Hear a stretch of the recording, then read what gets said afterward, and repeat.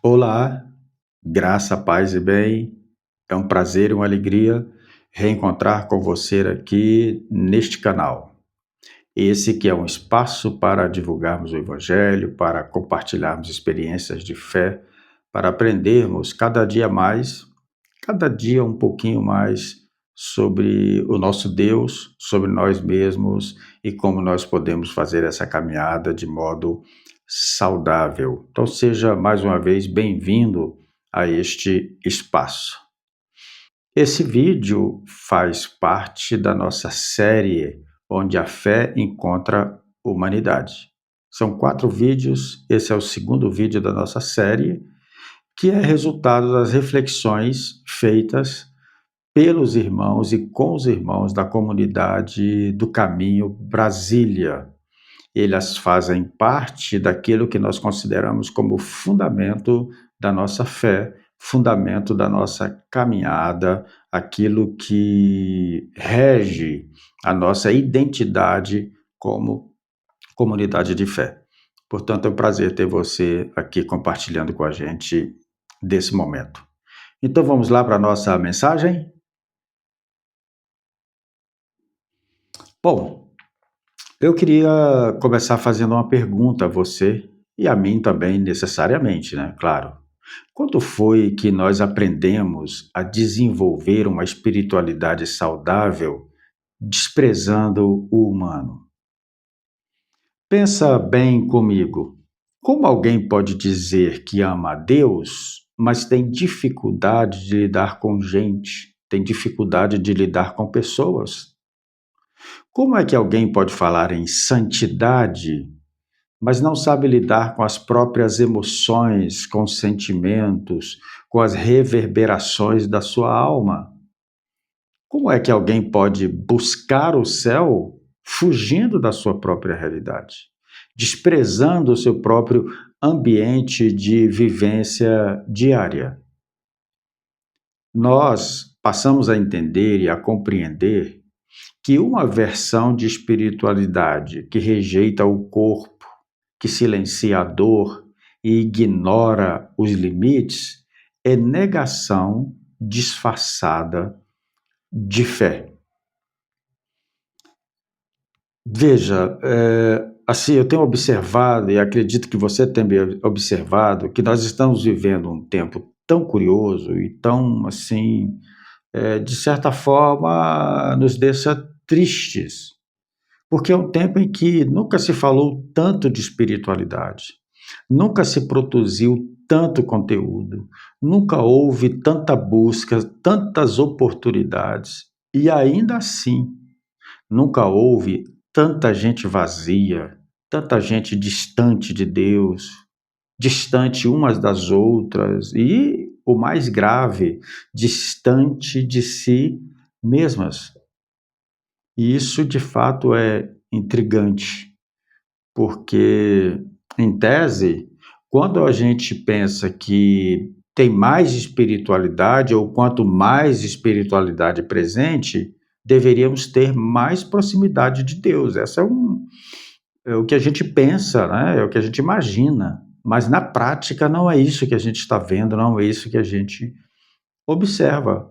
A olhar para nós mesmos, eu não estou falando sobre os outros, estou falando sobre nós mesmos, sobre mim, sobre a nossa experiência pessoal.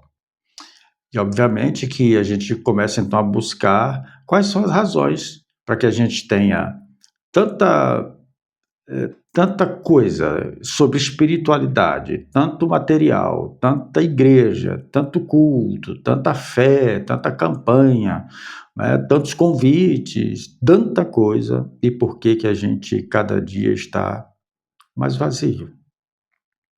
E são inúmeras as razões. Você concorda comigo que se a gente fosse fazer estudo sobre isso, iria demandar muito tempo. Mas eu quero me arriscar aqui a colocar uma das principais razões pelas quais isso acontece.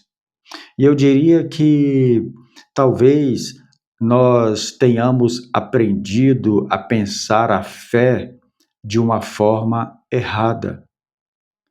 Talvez nós aprendemos que fé é fugir da realidade, que para eu exercitar a minha fé, eu preciso me desconectar da vida. Acredito que muitos de nós temos aprendido que quanto mais espiritual alguém é, mais distante do mundo comum essa pessoa precisa estar. É como se Deus estivesse em um lugar e a vida real em outro. Nós aprendemos que temos que abandonar a vida, abandonar os sentimentos, abandonar a humanidade, abandonar o ser e a forma de ser e criarmos uma fantasia de ser para poder sermos espirituais. E se essas ideias que nós aprendemos estiverem completamente equivocadas? É por isso que quando nós abrimos o Evangelho de João, que é o evangelho que nos direciona aqui nessas reflexões, logo no início do Evangelho de João, nós somos confrontados com a verdade que muda tudo sobre isso. E lá em João, capítulo 1, Evangelho de João, capítulo 1, verso 14, o João diz: "E o Verbo se fez carne e habitou entre nós. E o Verbo, a palavra, o Cristo de Deus, se fez carne e habitou entre nós." Você percebe que isso significa? João está nos dizendo que Deus não fugiu da realidade. Muito pelo contrário, ele entrou nela. Deus, em Cristo Jesus, não rejeitou o corpo, ele assumiu um. Deus não evitou a vida comum, não correu, não a desprezou, muito pelo contrário, em Jesus Cristo ele a viveu e viveu de modo pleno. Portanto, a resposta de Deus para a distância humana não foi o afastamento espiritual, mas foi a encarnação. Eu quero repetir para nós. A resposta de Deus para a distância humana não foi afastamento espiritual, mas foi encarnação. E aí talvez o nosso problema não seja falta de busca, mas talvez é que estejamos procurando Deus no lugar errado, porque Deus decidiu se revelar na carne, na história. Deus se revela na vida como ela é. E essa é a notícia surpreendente do Evangelho. E o Verbo se fez carne, encarnou-se e habitou entre nós, cheio de graça e de verdade. E vimos a sua glória como a glória do unigênito do Pai. E o Verbo se fez carne. João não diz o homem subiu ao céu. Pelo contrário, ele diz o Verbo se fez carne, ou seja, Deus desceu. A iniciativa da fé, a iniciativa da salvação, a iniciativa dessa reconexão, da reconciliação, parte desse ponto. Deus desceu e se tornou gente. Deus desceu e encarnou o Logos, o Verbo, a palavra encarnou-se. E eu queria chamar a atenção, antes da gente seguir, para um ponto muito importante para o Evangelho de João. Porque no seu prólogo, logo no início do Evangelho, João faz uma conexão muito interessante sobre o Logos, que já era algo conhecido dos gregos, e o Logos que ele traz no seu Evangelho. E isso torna o Novo Testamento, a fé em Cristo, algo fascinante. João vai usar esse termo Logos, que já era muito conhecido no mundo grego, no mundo de então, e traz esse verbo, essa palavra, né, de um significado surpreendente. Logo no início do seu evangelho, João diz assim: no princípio era o verbo, ou seja, no princípio era o Logos, e isso que era conhecido por eles, né? E o verbo e o Logos estava com Deus, e o Logos era Deus. Ele estava no princípio com Deus, e todas as coisas foram feitas por intermédio dele, e sem ele, nada do que foi feito existiria.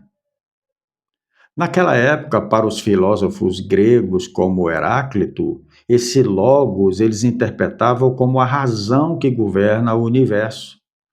Para eles, o logos era a ordem invisível que mantém o cosmos funcionando, era o princípio de tudo. Ou seja, o logos era uma força racional que mantinha o universo em funcionamento. Isso era interessante. Mais tarde, outros filósofos estoicos falaram do Logos como a razão divina presente em toda a natureza. E aí, João, o apóstolo, pega essa ideia e faz algo radical. Ele traz isso de maneira assim grandiosa. E ele diz: no princípio era o Logos. Tudo bem. Eles também, os filósofos também concordavam com isso. No princípio era o verbo, era o logos. No entanto, João dá a grande virada, porque ele diz: e o logos se fez carne. Então, João está conversando com os gregos que conheciam o Logos e está também, ao mesmo tempo, falando com os judeus que conheciam também a partir da leitura de Gênesis, da leitura da Torá e da lei. Eles conheciam muito bem essa palavra, né? Eles conheciam muito bem essa força, como eles diriam, do universo. Só que o João vai dizer: e o Logos se fez carne. E aí entra o escândalo, aquele que o apóstolo Paulo vai dizer que a mensagem do evangelho é escândalo para os gregos. Foi escandaloso para o pensamento grego ouvir essa mensagem de João quando diz que o Logos se fez carne, ou o Logos se tornou uma pessoa. Até porque, para eles, o divino era distante da matéria, era algo que não se misturava, a matéria era inferior e Deus não se misturava com carne. Mas aí vem João e afirma, né? O Logos não ficou apenas organizando o universo, o Logos não ficou apenas do lado de fora do universo, ele não fez e ficou distante. Ele entrou na encarnação, ele entrou e veio fazer parte da humanidade. João está dizendo que o princípio que sustenta o universo, e aí os gregos tinham razão, o que eles não sabiam é que o princípio que governa o universo, que mantém, que sustenta o universo, esse Logos é identificado com Jesus Cristo. O Logos não é apenas uma razão, o Logos não é apenas uma força, o Logos é uma presença, o Logos é uma pessoa, o Logos é um relacionamento, o Logos não é apenas uma força cósmica. O Verbo, o Logos de Deus, é uma pessoa que anda entre pessoas. Que coisa espetacular! E está aí essa mensagem que João faz questão de exaltar e de deixar contundente para todos nós, que o princípio que criou o universo e todas as coisas se revela na humanidade de Jesus. E como diz o escritor aos Hebreus, se revela plenamente. Que o escritor aos Hebreus vai dizer que Cristo é a imagem de Deus, é a imagem maior, a expressão exata do ser de Deus. Nessa sua vida humana, na sua transformação da maneira de enxergarmos a vida e da maneira de enxergarmos o universo. Portanto, o Logos se revela humano. E aqui está um ponto fundamental da comunidade do Caminho Brasília. A nossa identidade está de fato, a nossa identidade de fé, de espiritualidade, né, está de fato linkada, conectada, fundamentada nessa afirmação. A fé cristã começa quando entendemos que Deus entrou na experiência humana. O Verbo eterno entrou na história. Deus não se afastou, ele entrou, encarnou-se, tornou carne. Fica sempre aquela pergunta e aquela dúvida: o que significa carne, né? Que o João está dizendo, né? E o Verbo se fez carne. Essa palavra vem do termo grego sarx, e é uma palavra que João escolheu de propósito, porque ela não é uma palavra neutra, não é uma palavra leve e nada poética, é uma palavra forte. E carne significa aqui, para João, o corpo físico, significa a condição humana completa. Ou seja, tudo que envolve a vida humana, seja fragilidades, limitações, cansaços, emoções, dor, vulnerabilidade, exposição à morte, fome, sede, tudo isso Jesus encarnou, o Verbo viveu. Não foi uma experiência assim, mais ou menos, não, a experiência radical, completa daquilo que todo ser humano pode sentir. Ele se tornou humano, encarnou-se, tabernaculou-se. Não era uma encenação de ser humano, não. Ele entrou de verdade na nossa realidade. Não foi só uma aparência, não foi assim uma versão idealizada da humanidade. Foi a humanidade como ela é. E aí nós acreditamos e lemos e percebemos que isso tem algumas implicações para a nossa vida prática diária. A primeira delas é que Deus conhece a nossa experiência por dentro. Então, se Ele encarnou, Ele conhece toda a nossa experiência. Ele não apenas observa o sofrimento, Ele experimenta, Ele experimentou o sofrimento. O profeta Isaías já havia dito que ele era homem de dores, experimentado no trabalho, homem do qual não fazíamos caso algum, não tinha aparência. Ele experimentou sede, fome, a rejeição, a solidão, a dor. Ele não foi distante, ele foi empático, ele encarnou todas as experiências de vida humana que nós sentimos, ele experimentou todas. E eu sei que nenhum de nós experimentou todas as sensações do que é ser humano. Cada um de nós experimenta realidades diferentes, mas Jesus, o Verbo, Deus em carne, experimentou toda forma de existência humana em si mesmo. A segunda questão que nós entendemos e aprendemos aqui, nessa palavra de João, é que Deus valida a humanidade.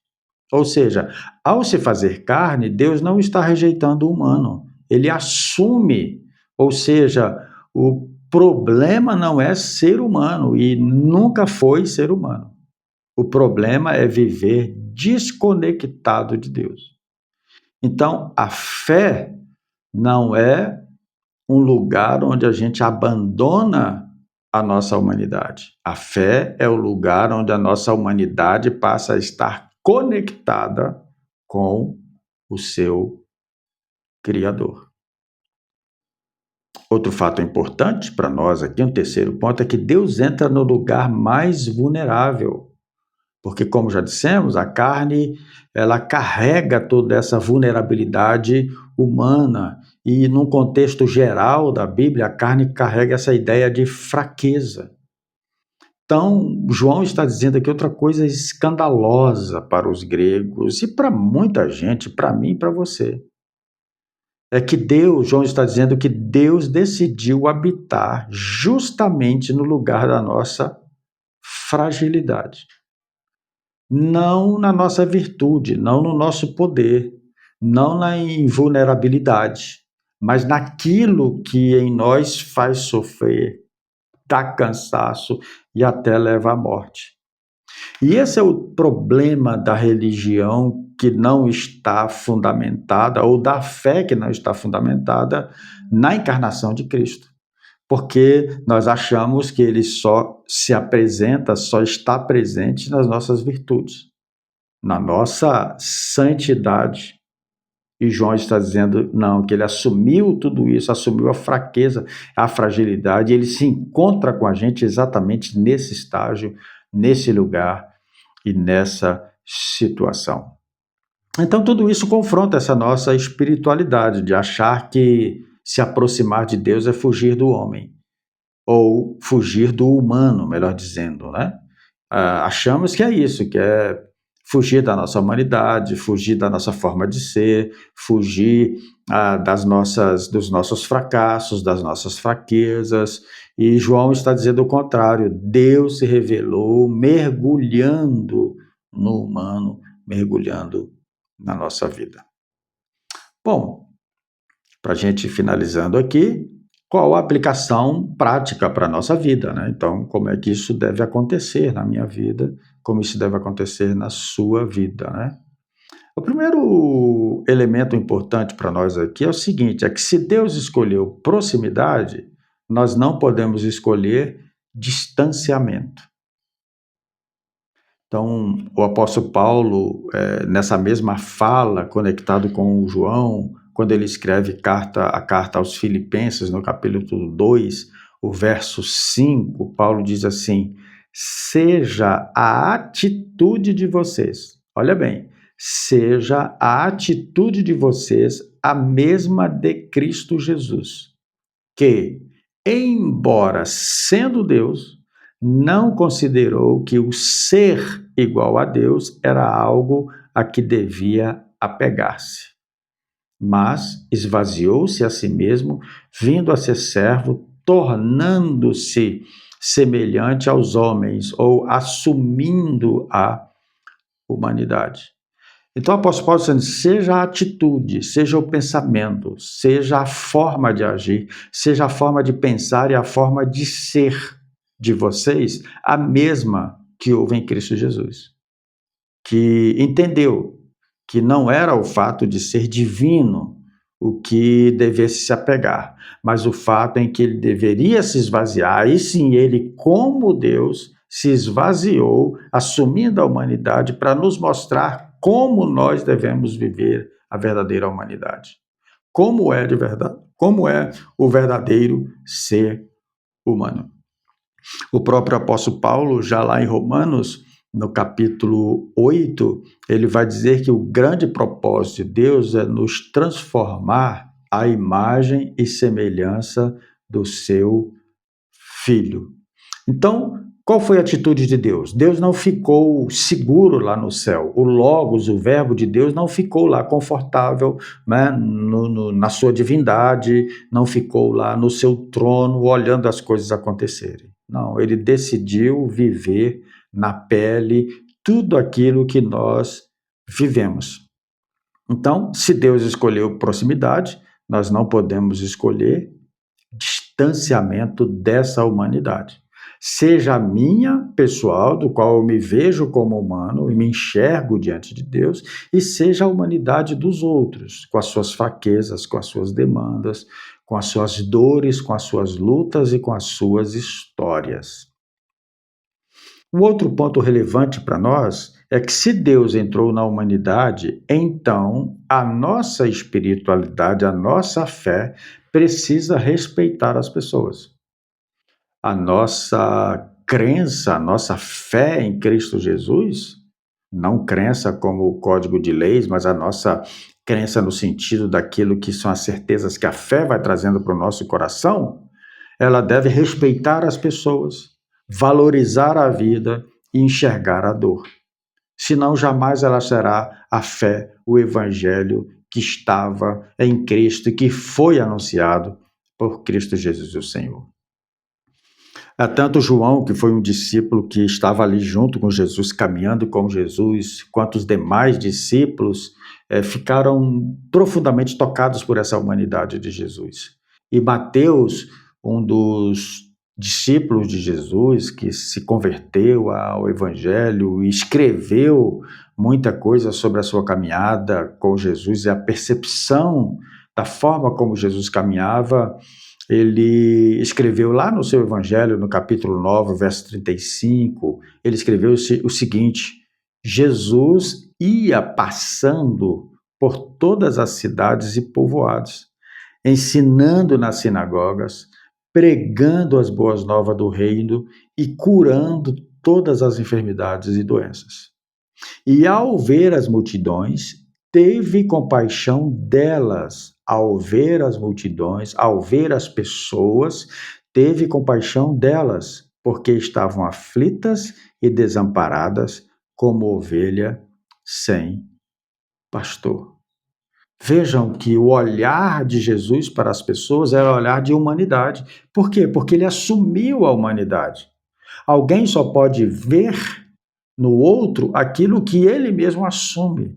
Jesus só as viu aflitas, desamparadas, sofrendo e as curava porque ele sentiu e ele sabia como aquilo trazia dor, sofrimento. Por isso que Jesus se conectou com o sofrimento das pessoas, por isso que Jesus estava atento à dor, à história, né, das pessoas. Uma das coisas mais lindas na vida, na caminhada de Jesus, é essa conexão com a história das pessoas. Se você lê os evangelhos, você vai sempre ver os milagres estão atrelados à história. Uma pessoa que estava há 18 anos enferma, a outra que estava há 12, um que era cego de nascença. Então, há essa história por trás da dor, do sofrimento, há um caminho que foi percorrido por alguém que lhe trouxe até onde ele está, cheio de traumas, cheio de problemas, com falta de fé, com angústias e com a sua existência totalmente marcada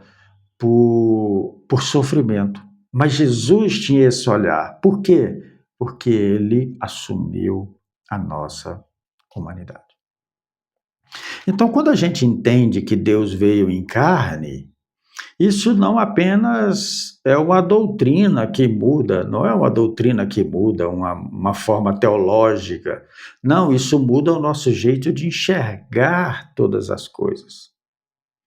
E primeiro porque o nosso olhar sobre Deus muda, porque Deus deixa de ser aquele ser distante, né, abstrato, intocável, e ele se torna mais próximo, acessível, envolvido, está presente. Em Jesus, Deus não ficou observando a dor humana de longe, não, ele entrou nela e sentiu, e absorveu, e teve fome, teve cansaço, rejeição, e experimentou a inimizade, experimentou alegrias, amizades, tudo isso Jesus experimentou. Então, isso nos ajuda a quebrar aquela ideia de um Deus frio, porque agora nós sabemos que Deus olha para a gente e nos vê como nós realmente somos, e por experiência de ter encarnado a nossa vida.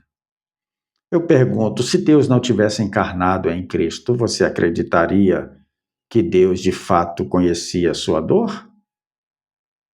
Como você iria provar que Deus conhece a sua dor se ele não tivesse experimentado? Então Deus não fala do que não sabe, Deus fala do que sabe e do que experimentou. A fé está baseada em um Deus que conhece, sabe, sente. Nosso Deus não é uma entidade, nosso Deus é uma pessoa expressa na pessoa de Jesus e no Espírito Santo que em nós habita. Isso é muito importante porque também muda o nosso olhar sobre nós mesmos. Porque se Deus assumiu a carne, então a humanidade não é descartável, ela é digna.